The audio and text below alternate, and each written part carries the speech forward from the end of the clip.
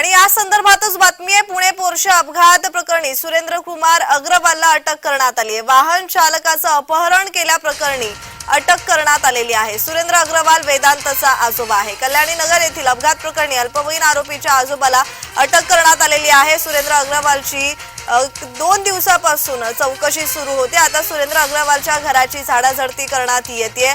आता यावर काय कारवाई होणार, त्याला न्यायालयीन कोठडी होणार की पोलीस कोठडी, त्यानंतर काय चौकशी केली जाईल आणि या चौकशीअंती काय निष्पन्न होणार आणखीन हे पाहणं महत्त्वाचं असणार आहे। त्या दिवशी रात्री ज्यावेळी हे घटना घडला त्यावेळी ड्रायव्हरवर दबाव आणण्यात आला होता की त्यांनी स्वतः त्यांच्या अंगावर या केसची जबाबदारी घ्यावी।